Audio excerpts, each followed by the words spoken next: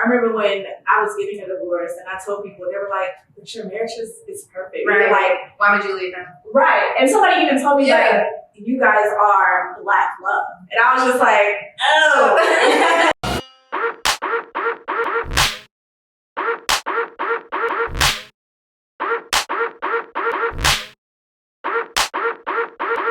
Welcome to the first episode of the Baptized Stripper Digest, y'all.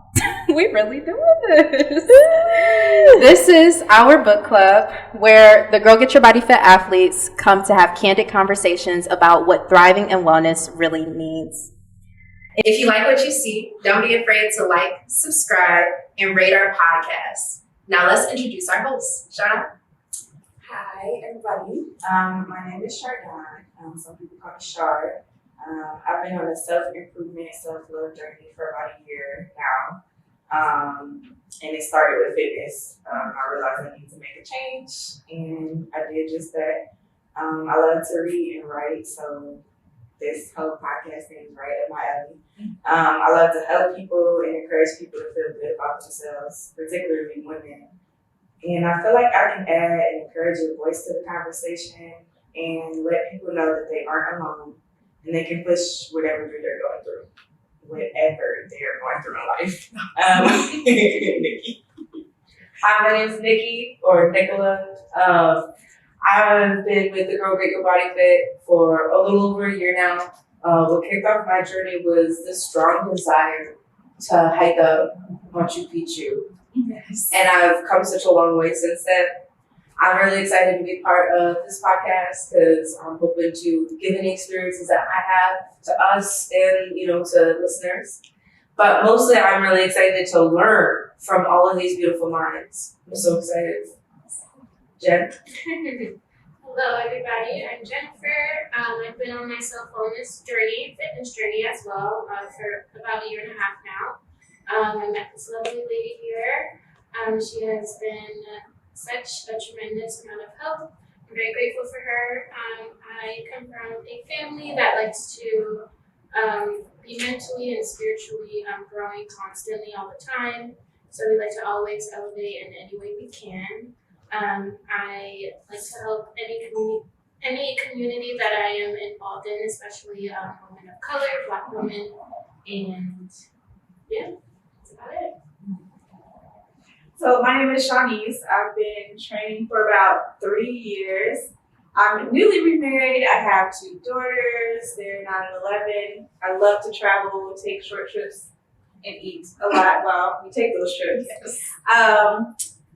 I really focus on building stronger friendships, stronger relationships with my family, and I somehow make a living as a nurse. Jimmy. And I'm J. Marie. I am the founder of Girl Get Your Body Fit, which is growing to be the #1 fitness community for Black and brown women to thrive in wellness. And I started this podcast because of my own personal journey and just hardships that I faced this year that has skyrocketed my wellness journey and how I understand myself.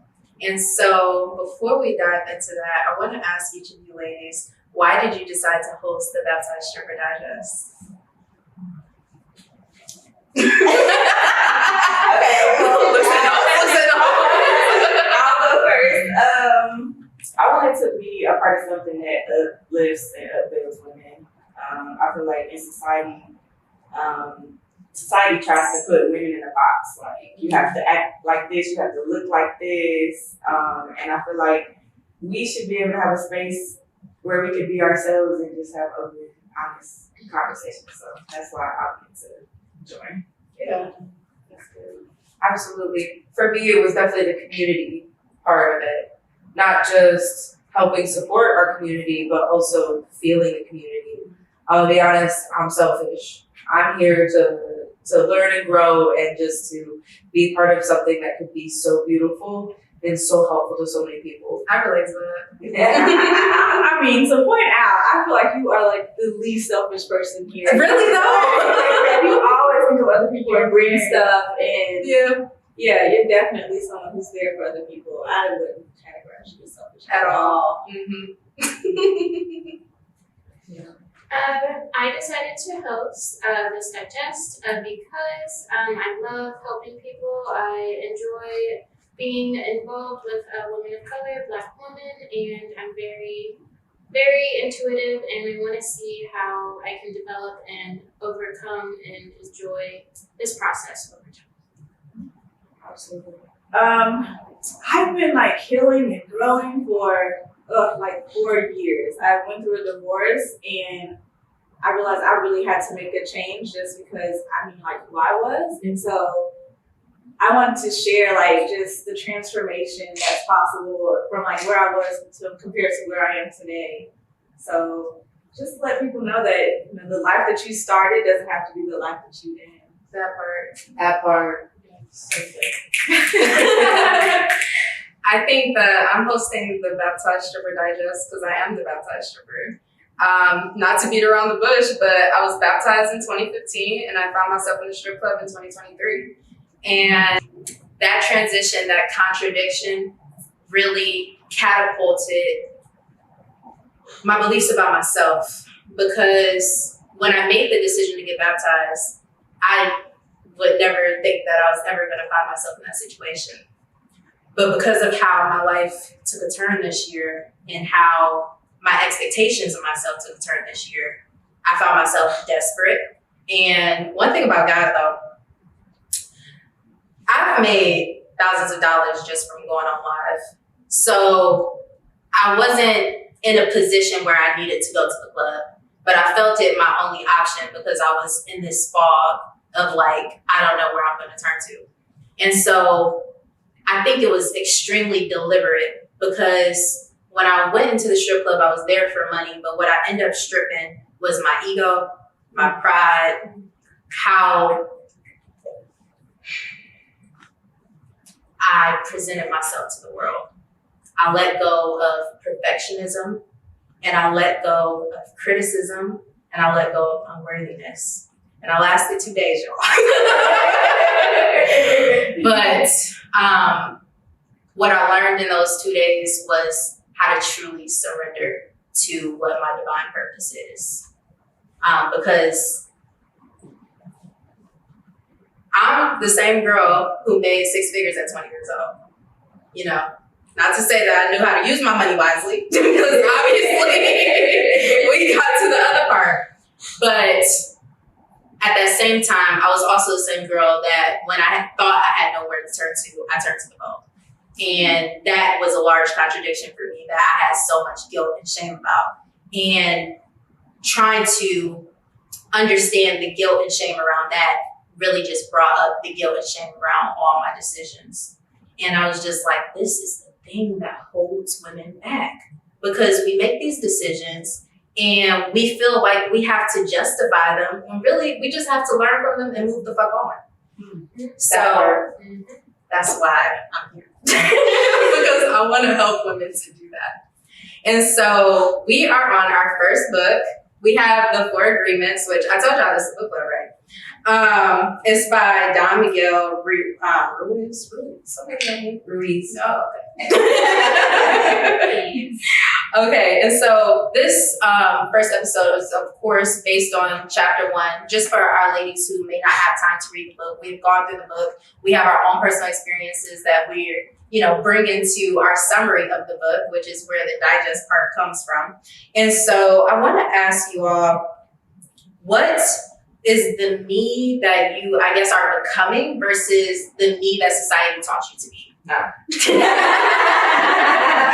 just doing that every time. Okay, all right.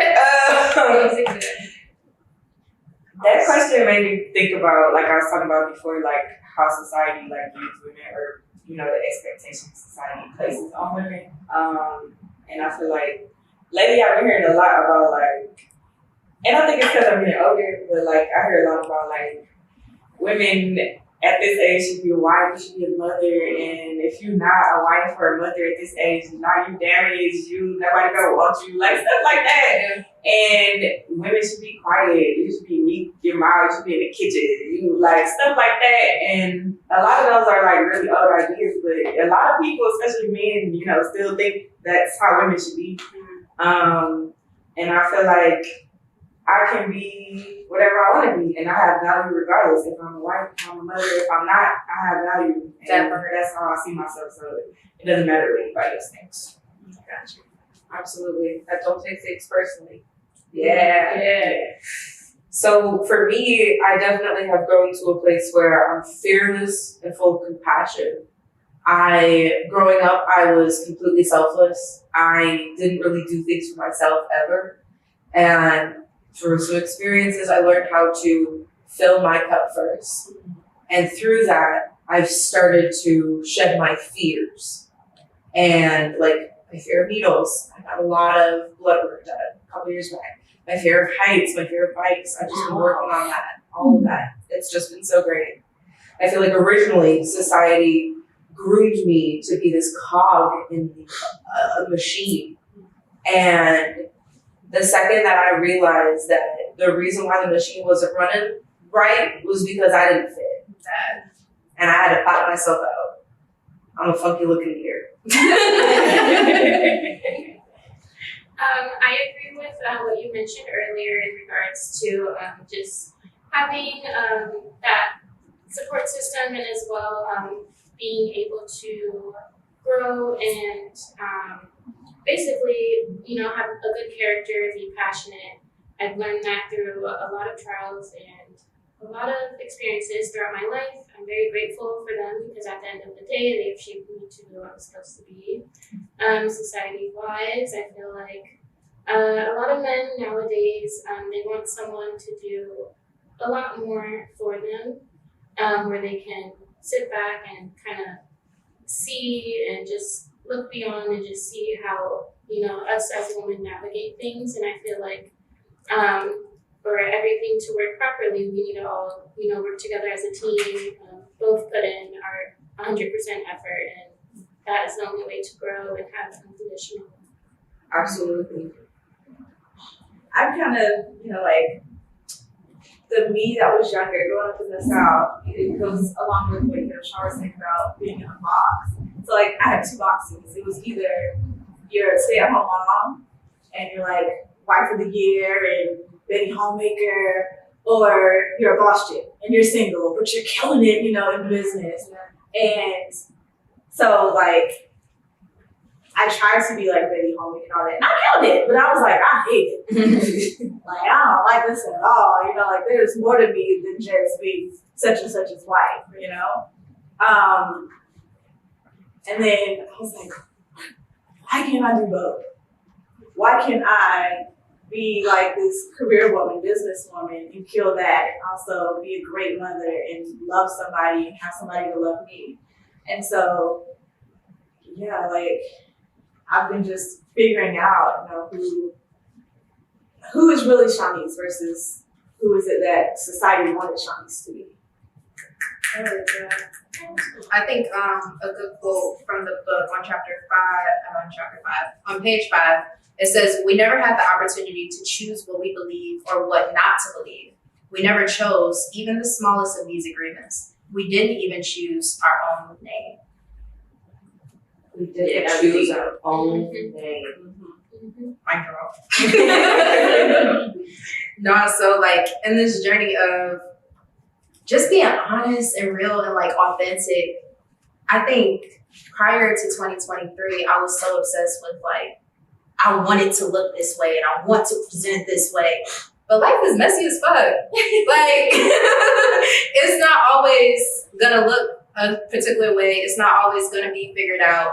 And learning why I wasn't okay with it being messy was really my journey of what is me versus what did society teach me to be. Because society taught me it shouldn't be messy. You should have it figured out. It should be a straight, narrow path. But who life looks like that, like for real. So I'm just at this point now where I'm just like, fuck it. Like, honestly. But in the sense that I don't want to bend to anybody else's rules. I want to create my own rules and define what makes me feel best. And so that brings me to, how do you believe that you were conditioned in adulthood? I feel like in a lot of ways, but one of the things I thought of is just Girl, are you enjoying this conversation? If you're ready to thrive in wellness and take your fitness journey to the next level, go to girlgetyourbodyfit.com and use code DIGEST on our next 21-day challenge for 25% off. During our challenge, you're going to learn the foundation, the habits that you need to actually thrive in wellness, not just lose the weight, but keep the weight off. Now back to the episode. I think even like in teenagehood, like I don't know what made me believe. I think it's just other people made me believe that in my 20s I was gonna have it all figured out. Like I really thought that, but I'm closer to 30 now, and I don't have it all figured out, and it's okay. Yeah. Like, so I feel like just realizing that has helped me a lot. I think that conditioning, I feel like it put a lot of pressure on me because I felt like I had to have. Before I turn 30, everything gotta be in place. And if I don't have it in place, then I'm a failure. Yeah. Like, so that was something that was big for me. How did you get to that point where you were like, this is the belief though? What you mean? Like, because you're saying you felt this pressure. Right. How did you identify that was conditioning rather than that was your belief? I think I realized it was conditioning because it wasn't really coming from me. It would be, whether it's on my watch or I'll talk to somebody or like, even what society says, there are parents who, they kick their kid out at 18 grown when really that's a kid. 18 is a child. It's to me, like you're a teenager, but you're not in the adult room. Yeah. And so I had to realize, like, I'm okay with me, like, still learning, still making mistakes, still growing, and I don't have to have it all figured out. I realized that I was, taking advice from all these other places when really it was wrong. Like, you don't have to have it all figured out. Right. And not even necessarily that it was wrong, but what I really hear you saying is that your internal voice knew better than absolutely. The outside. Right. Yeah. Yeah, because I was like, I'm okay with me. Why do I care that other people feel like you have to have everything together? I'm okay.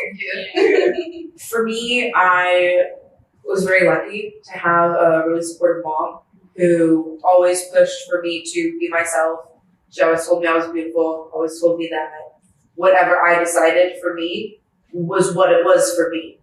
So in adulthood, I felt like I was conditioned to be more in the moment and to prioritize my own beliefs. Karen, my mom, has always been a really good devil's advocate, a really good challenger. So anytime I've come to her with a question of like, hey, I feel like this situation is bad or this situation is good and this is how I reacted to it, should I have reacted differently? She's always really good at, challenging me and being like, well, how else would you have reacted? Right. Because you did your best in the moment, right? Mm-hmm. So what are you going to do different next time? Gotcha. And so that's how I've been slowly rebuilding my beliefs and finding things that don't serve me, getting rid of them, and finding a better way to frame it in my mind. Gotcha. Yeah. Very well spoken. With me, I was actually conditioned to always be there for others, sometimes a little bit more than myself. I was raised more so by my dad. I tend to look up to him a lot. He has been there for me through a lot of my experiences as well. So he's taught me to be really independent and to know what I want in life and how to actually take care of myself. But I feel like at the same time, it has made it a little bit of a struggle as to figuring out who I am truly without anyone else's input or, their opinions towards who they think I should be. Lately, within my early 20s, I've been becoming more comfortable with my feminine side and more at peace with slowing down, not rushing, just doing what I need to do at my own pace, and it flows gradually and makes my life beautiful. So I'm very grateful for that. I love that. I think for me, being perfect, like it was conditioned into me, and it's so hard to be perfect, and it puts you in predicaments and situations that you don't want to be in, and you're alone because a perfect person would be here, right? Yeah. And I remember when I was getting a divorce, and I told people, they were like, "But your marriage is perfect." Right. You're like, Why would you leave him? right. And somebody even told me, Yeah. like, you guys are black love. And I was just like, oh. That's black I was like, oh, my life, my hands are like it was, but that wasn't their fault. They didn't know. Like, I wasn't telling people, like, I'm miserable. I am so depressed. Like, I'm drinking every day. Like, so, yeah, just realizing that and coming out of that has been, it's been 4 years. Oh, man, a journey. Right. We talk about thriving and wellness. Like, it's a continuous, because as soon as you reach whatever your ideal is, you have expanded. So then there's more to it's not even about attaining anything, but it's just like, there's more to grow into. It's like you stepped into a bigger shoe now. Now you gotta fill this shoe, and you step into it. I think for me to like tag on to what you're saying, my condition in adulthood taught me to perform for love. Mm-hmm. Like, I thought I can only show up this way for this support that I need, when really I'm falling apart inside, but I gotta show up happy for you, for you to accept me. And I think that's what I love so much about what I'm building right now, because for January through, I think May, y'all didn't even know what I was going through.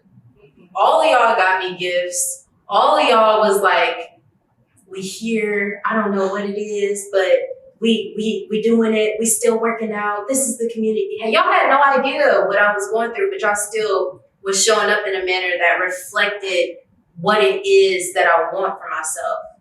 And I just want every woman to feel supported in that way, to be able to rely on community, because sometimes you don't have family to support you in the way that you really need. Yeah. That's my spiel. I had a conversation with a friend of mine about how, like, as a woman, I present as strong, but that doesn't mean that I don't need to be loved as a soft woman or treated as a soft woman. Yeah. And so extending that to someone else and another woman, because just realizing I have that within myself, right? And so that's definitely been a lesson that across the board with a few of my friends and people that I commune with, it's just like, okay, we gotta be nicer and softer to each other and more understanding and just love that's what I would want. Yeah. So how would you say your beliefs have changed as you how would you say your wellness journey has changed as you redefine your beliefs? For me, once I started to believe in myself, my life changed. I felt like I couldn't get healthy. I felt like I couldn't work out. I felt like I was stuck.